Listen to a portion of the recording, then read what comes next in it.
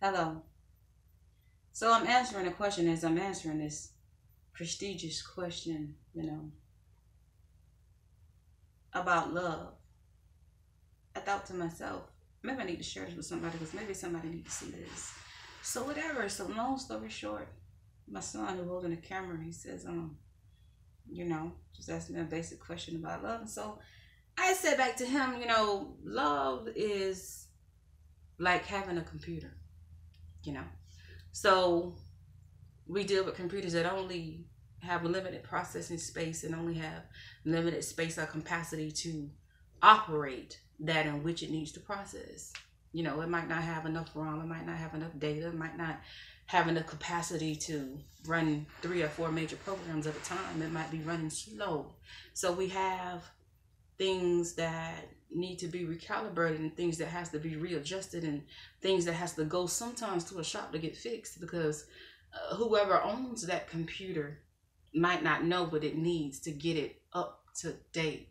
And that's where some people are in their life sometimes. Sometimes people only know certain processes, and that process within their systems or their ability of thinking only says that this is the system that I know of love, and this system come from 1985 all the way up to this day. So that system of love is what I'm used to. Or they might just be still running on 1985.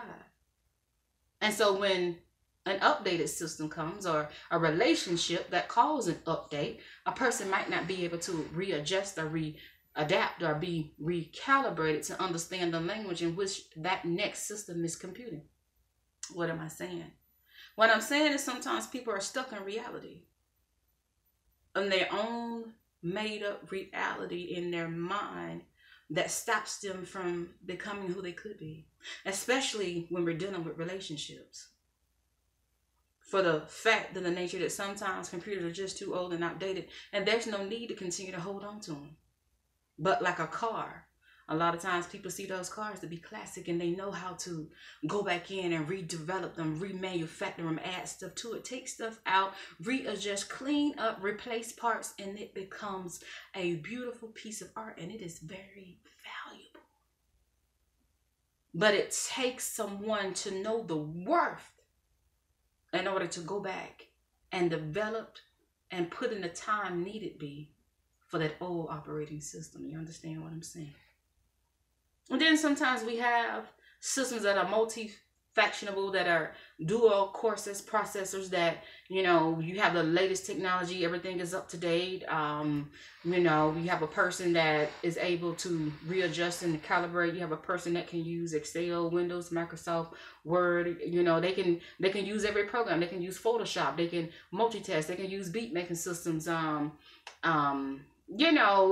games and all this other stuff. They can do 50 different things at one time. They can open up 4 or 5 Internet Explorers because they can process this information because they are able to do so.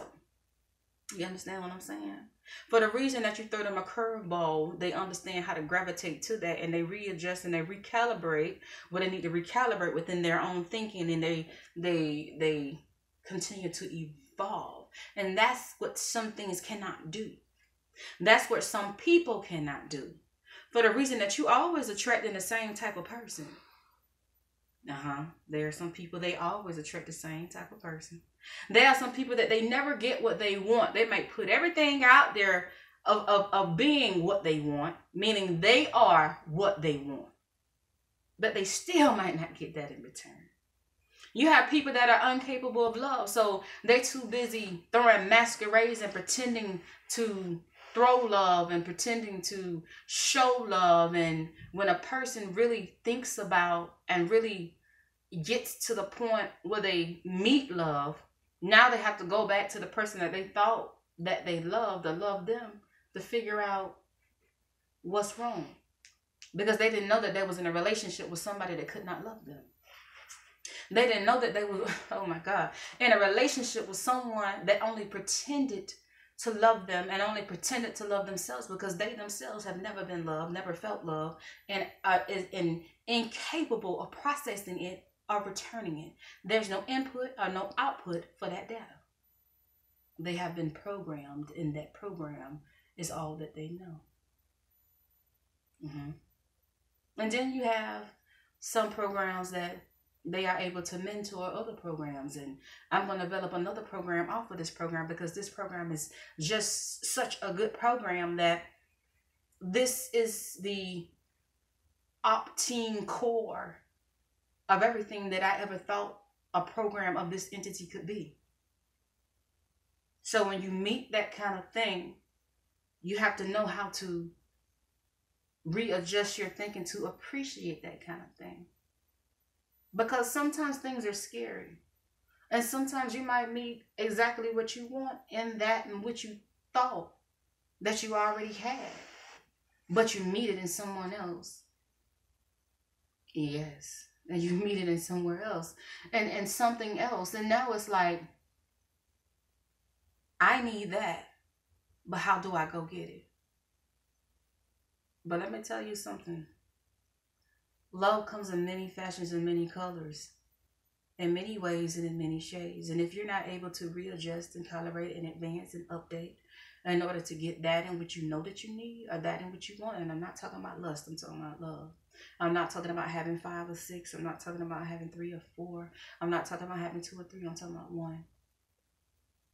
And when you meet that main system, when you get to that main phone, when you get to that main computer that you've been searching for, when you get to that main